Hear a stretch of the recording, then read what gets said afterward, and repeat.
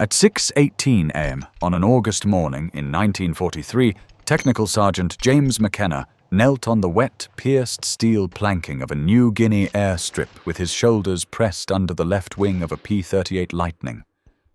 The airplane was already warm from the night's humidity. The smell was oil, hot rubber, and burned avgas that never fully left the flight line. He had a flashlight clenched between his teeth and both hands on a control cable that the technical manual insisted was within specifications. McKenna didn't care what the book said. He cared what happened when a Lightning tried to roll at low speed with a Japanese Zero sliding into its blind spot. He'd watched too many pilots come back shaking, or not come back at all, because the airplane answered a heartbeat late, within weeks. The loss board for those P-38 flights would change so abruptly that more than one officer suspected the numbers were wrong. Not because the Japanese stopped showing up. Not because the missions got easier, the losses dropped anyway, and the only thing McKenna could point to was a tiny piece of wire no one wanted on a combat aircraft. He was a crew chief, not a test engineer. No rank in the ready room, no seat in the briefing. 20-something pilots could lecture him on tactics and then strap into machines he'd kept alive with bruised knuckles and sleepless nights. When he first mentioned what he'd found, just a little slack in the aileron control run, a fraction of delay that you could feel if you knew what you were feeling, one maintenance officer laughed and told him he was chasing ghosts. Another man called it a stupid wire fix and asked if McKenna planned to hold the airplane together with baling twine next. But McKenna had done the same ritual after every sortie. He'd listened to pilots describe the same moment in different words, the turn that wouldn't bite, the roll that came too late, the Zero that was suddenly there. He'd checked the same control surfaces, run the same hands along the same lines, and he'd noticed the same thing every time, that tiny, legal, perfectly acceptable looseness that made sense in a calm hangar and got men killed over the jungle. Field regulations were blunt about flight control systems. You didn't improve them. You didn't improvise. Unauthorized changes could ground an aircraft, cost a unit its readiness, and end a career in a sentence on a charge sheet. McKenna understood that. He also understood that the next briefing would end with pilots walking out to their Lightnings, climbing in, and betting their lives on a machine that was technically fine. He looped the wire where he knew it would take up the slack without binding the run. He cinched it down until the cable felt alive, tight, honest. Then he sat back under the wing and stared at the control linkage like it might accuse him. In a few hours, a pilot would roll that P-38 into a fight and either feel the difference or McKenna would learn, in the most unforgiving way possible. Why the book had been written the way it was. If you want to see how McKenna's stupid wire fix held up against Zero pilots in real combat, hit that like button. It helps us share more forgotten World War II stories like this. And please subscribe if you haven't already, because this didn't start in the sky. It started with a mechanic who couldn't ignore what he was seeing on the ground. James McKenna wasn't the kind of man whose name went on nose art or victory boards. He was a technical sergeant in the U.S. Army Air Forces, an enlisted crew chief whose job was brutally simple: keep one P-38 Lightning ready to fly, no matter what the jungle did to it. Heat that cooked seals, rain that turned airstrips into mud, coral dust that got into everything that moved. If a pilot climbed into a cockpit and lived long enough to complain about the way the airplane handled, that usually meant McKenna had already worked a full day before sunrise. His world was the flight line, not the briefing room. He didn't argue tactics. He listened to them quietly, repeatedly, from different men who didn't know each other, were saying the same thing. A crew chief hears patterns, the same vibration, the same delay. The same moment a pilot describes with different words, it didn't answer when I needed it to. And that's what made McKenna dangerous to the rulebook, because he wasn't chasing a theory, he was chasing a repeatable, Physical problem he could feel with his hands while the paperwork kept insisting nothing was wrong. By mid-1943, the air war over New Guinea wasn't a clean, high-altitude chess match.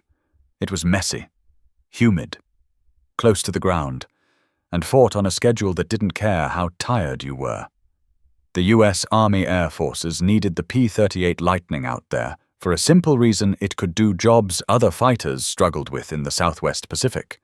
Twin engines meant it could limp home across water and jungle when a single-engine fighter wouldn't. It had range, it could climb, it could hit hard, and if flown the right way, fight on its own terms. But New Guinea didn't always allow the right way. Missions started early, intercepts happened fast, clouds and squalls broke formations and forced pilots into the kind of visual. Low-altitude fights nobody wrote neat manuals about. A Lightning that should have stayed fast and vertical would sometimes get dragged into a turning contest because the enemy forced it, because fuel was low, because a wingman was in trouble, because a pilot saw a chance and took it. And in that kind of fight, the Japanese A6M-0 was built to punish mistakes. The Zero didn't need to be faster. It needed to be tighter and quicker at low speed, able to slide inside your turn, pop up where you didn't expect, and stay there. A good Zero pilot could make a fight feel like it was shrinking, like the sky itself was closing around you. Once that happened, survival often came down to one thing: response time. Not strategy, not bravery, just whether your airplane did what you asked the instant you asked it. That's where the Lightning's problem showed its teeth. On paper, McKenna's P-38 was fine. The manuals had tolerances for everything cable travel. Slack, free play because machines expand, flex, and wear. The book didn't pretend the airplane was perfect. It just claimed the acceptable imperfections were safe. In combat, that claim was expensive. Pilots started describing the same moment in different voices. A Lightning rolling into a defensive move and feeling like it hesitated. A turn where the airplane didn't bite when they needed it. A snap decision that became a slow decision because the controls had to take up slack before they could do real work. Ailerons are simple in concept. You move the stick. The cable pulls. The surface deflects.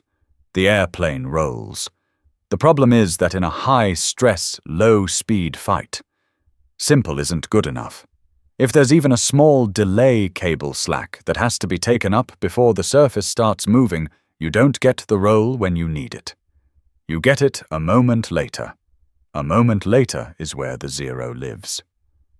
This wasn't a glamorous failure like an engine fire. It didn't make a headline. It didn't leave a dramatic wreck on the runway for officers to inspect. It was a quiet, repeatable kind of loss. A pilot didn't come back. And the remaining pilots tried to explain why without sounding like they were making excuses. They'd say things like, "She felt mushy," or "It didn't answer," and then they'd stop talking because nobody likes to admit their airplane might be the reason a friend is gone. The command structure had its own logic. Air combat was dangerous. Losses happen. Pilots make mistakes. Weather changes. The Japanese get lucky. And the manuals, those were written by people who knew engineering, people who could point to numbers, tolerances, test results, and say, with confidence, that the aircraft was within specifications. McKenna was not in that chain of confidence. He was in the chain of consequences. He was the guy who saw the same bullet holes in the same places, the guy who watched a pilot climb out, sweating through his clothes, and grip the cockpit edge like his hands were still flying, the guy who heard the same complaint twice, then a third time, then from a pilot who didn't know the first two. He didn't have a theory yet. What he had was something more dangerous, a pattern. And once you see a pattern that costs lives, you either convince yourself it's coincidence or you do something about it. McKenna chose the second option. The next mission brief sounded like all the others in New Guinea, simple on the board, ugly in the air, weather building over the mountains, scattered cloud layers that could swallow a formation in seconds. A route that would put the P-38s out over jungle and water with no safe place to put down if something went wrong. And the one line every pilot heard the same way: every time, expect enemy fighters. McKenna stood outside the briefing tent like he always did, close enough to hear the tone of it, not close enough to be invited inside. He watched pilots walk out in pairs, talking with that forced casualness men use when the alternative is admitting they're scared. One pilot, lieutenant, mid-20s, lean from heat and stress, ran a hand down his flight suit pocket like he was checking for a missing item that wasn't there. That pilot was assigned to McKenna's Lightning. McKenna met him at the aircraft. The P-38 sat low on its gear, twin booms framing the cockpit like a slingshot. The airplane looked normal. That was the most dangerous part. Nothing on the outside told you a crew chief had crossed a line under the wing the night before. The pilot climbed the ladder and looked down at McKenna. "She ready?" McKenna didn't say. "I changed your controls without permission." He didn't say. "This might save you." He just gave him what crew chiefs always give confidence: measured and professional. "She's ready," he said. "If anything feels off, don't fight it. Bring her home." The pilot snorted the way pilots sometimes did, as if bring her home was a nice thought, not a plan. Then he slid into the cockpit, strapped in, and disappeared behind the canopy. Engine start in New Guinea wasn't a clean, crisp sound. It was a struggle at first. Then a roar, twin Allisons coughing into life, the prop wash kicking grit and moisture across the planking.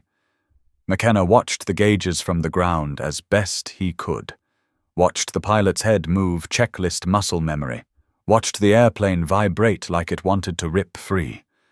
He backed away as the Lightning taxied, and for the first time since he'd installed the wire, McKenna realized something he hadn't let himself think: this isn't my airplane anymore. Once it left the ground, it belonged to physics and enemy pilots and whatever split-second decisions that kid in the cockpit made.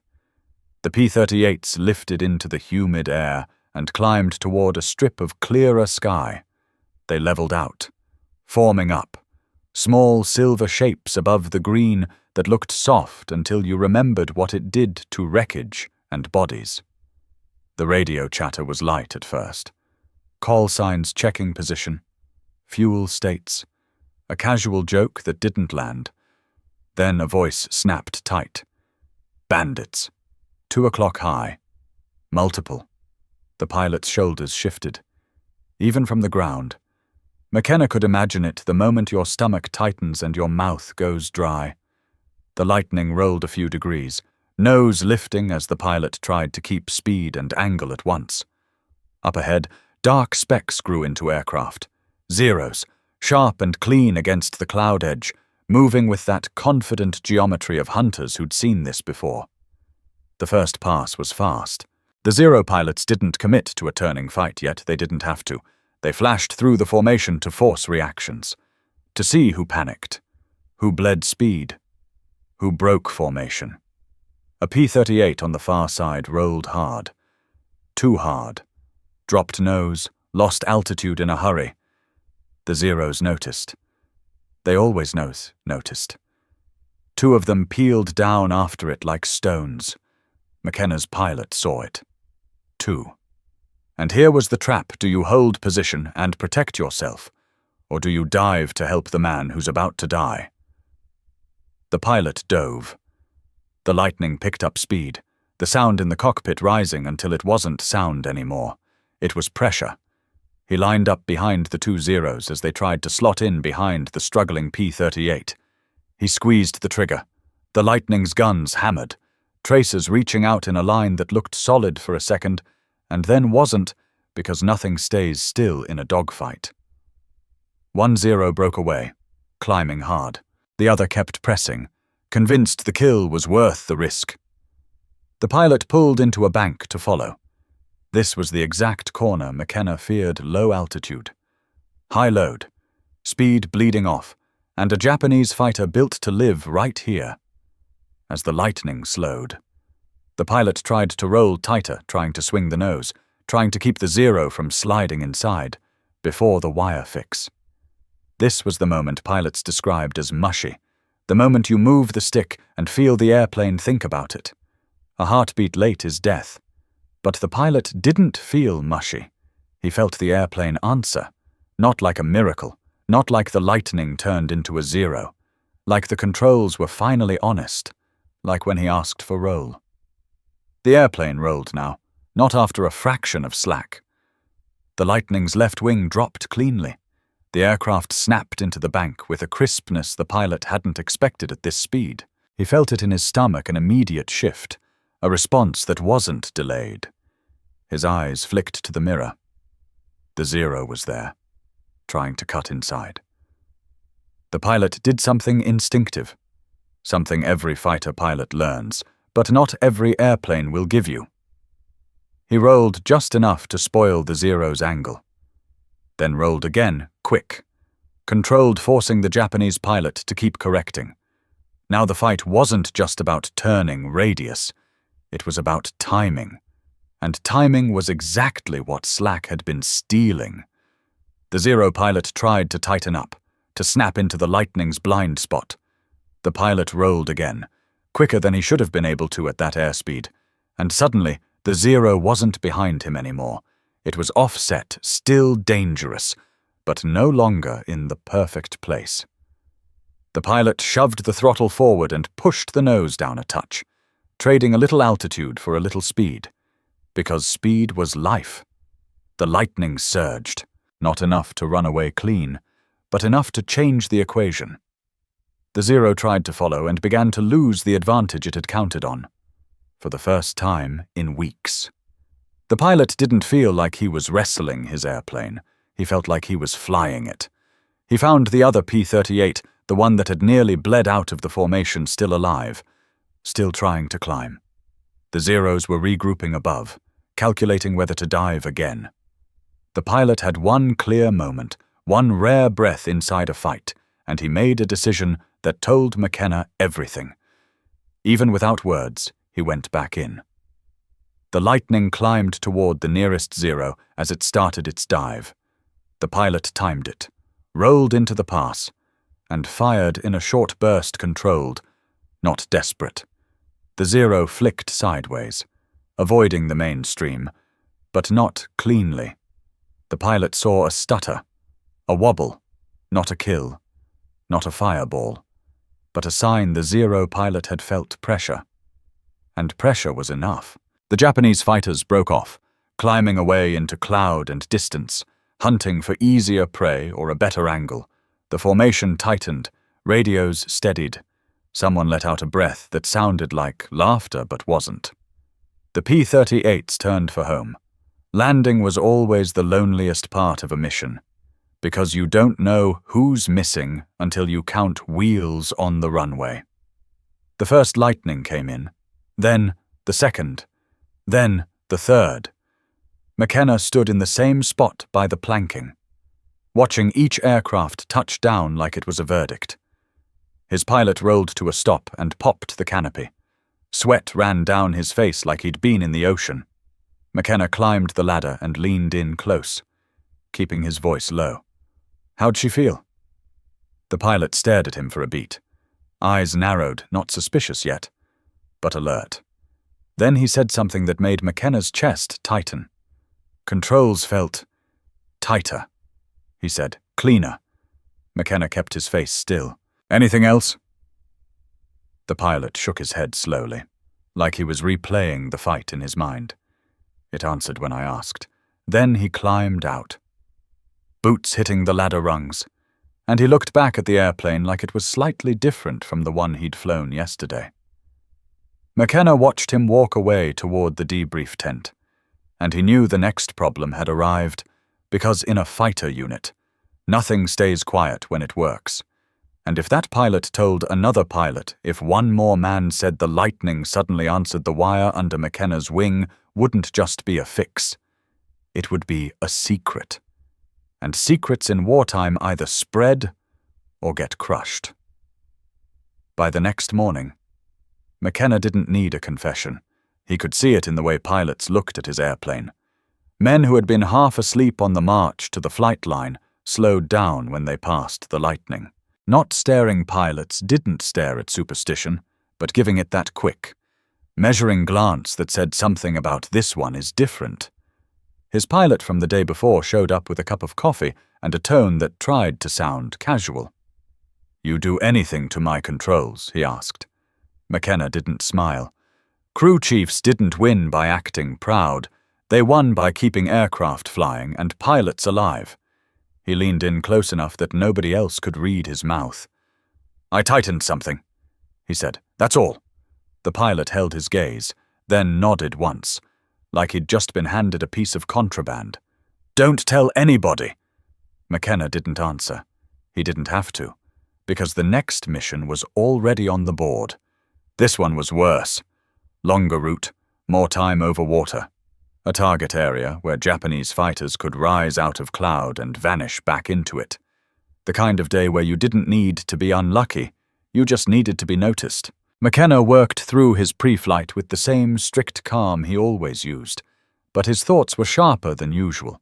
If his wire tensioner bound under load, if it introduced a new failure mode, the pilot might not have time to understand what was happening before he hit the jungle.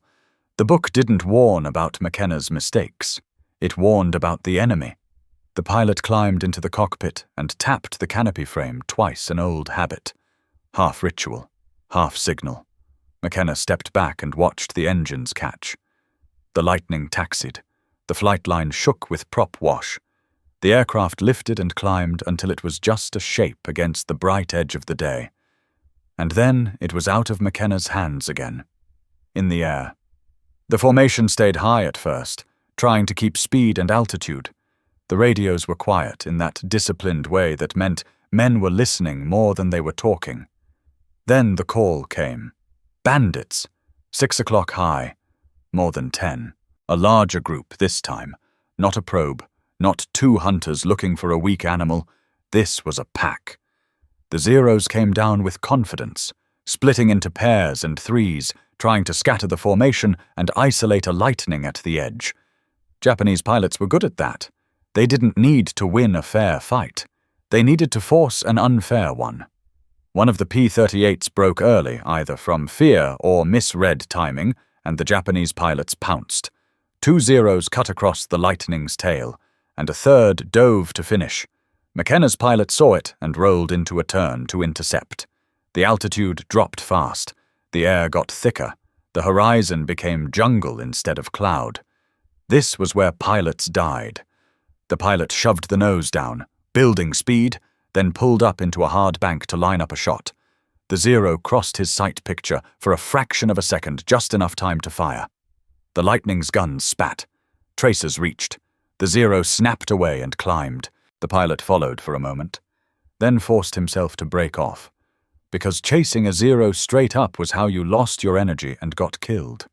He rolled back down fast, controlled, and that's when the second Zero tried to slide into position behind him. The pilot felt it before he saw it. A pressure, a sense that the space behind him wasn't empty anymore. He rolled left. The lightning answered immediately, crisp and clean. The roll wasn't dramatic. It was efficient.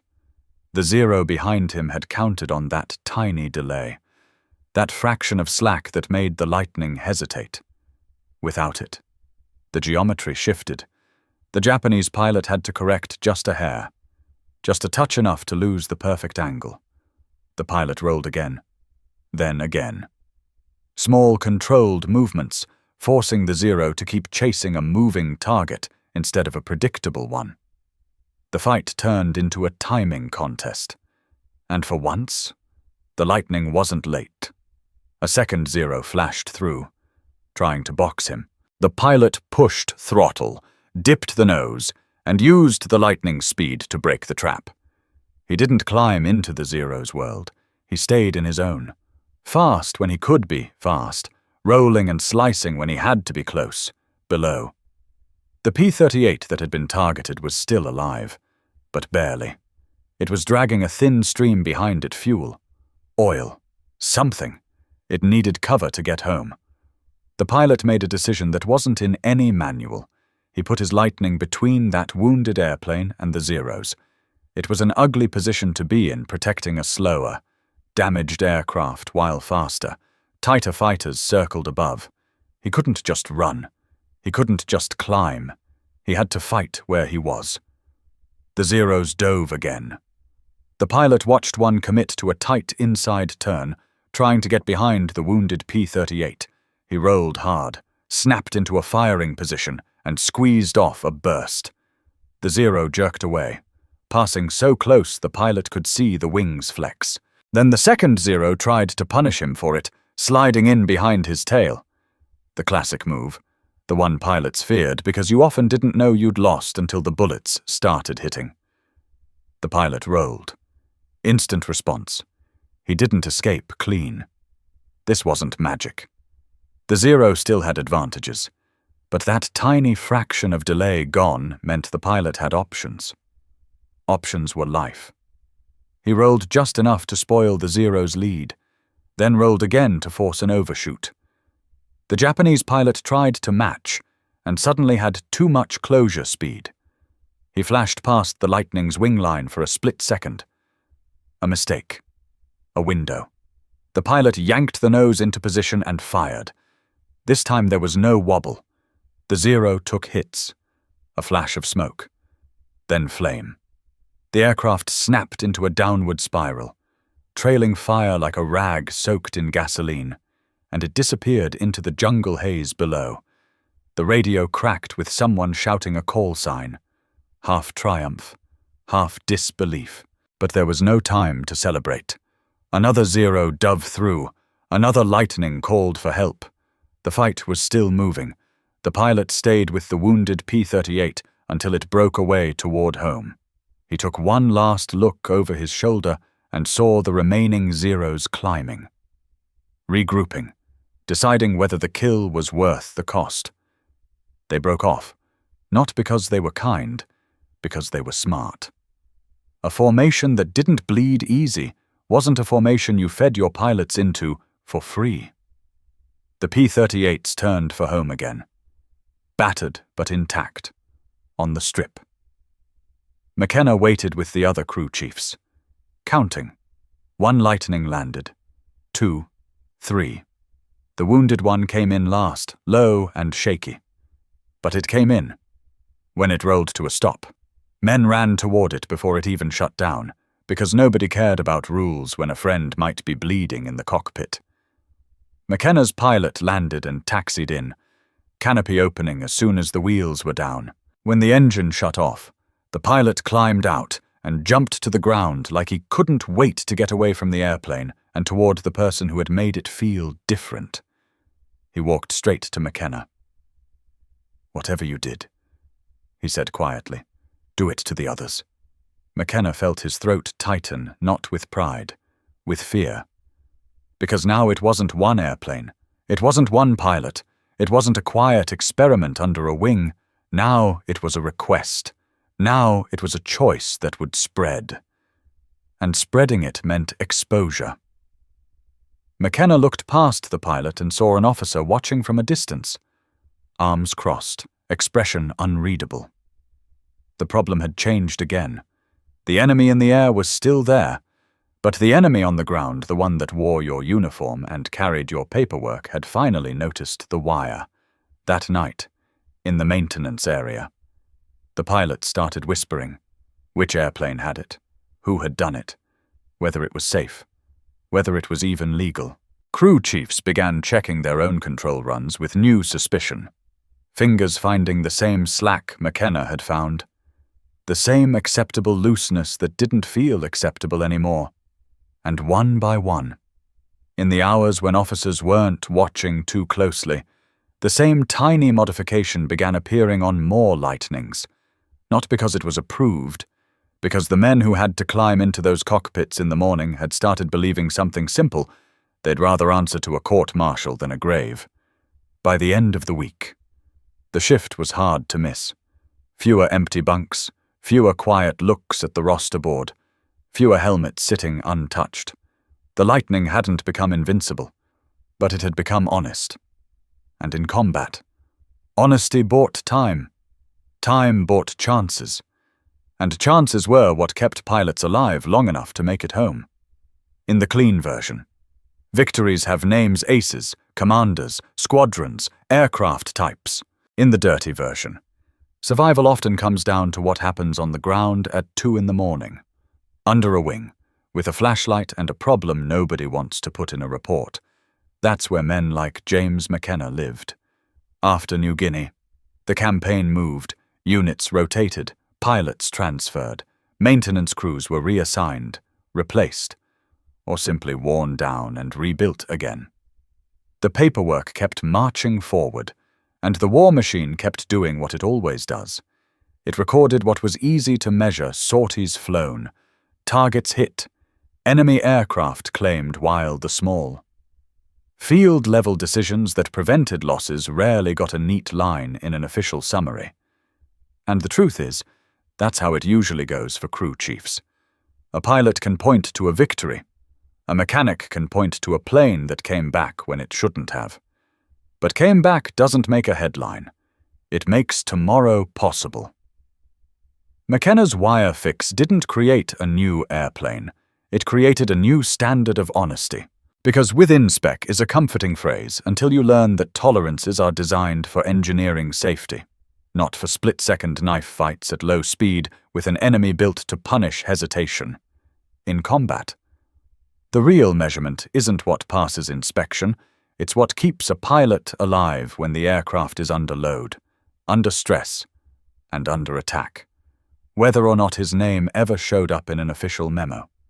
The effect of what he did was the kind of legacy that spreads in wartime the only way that matters: through results.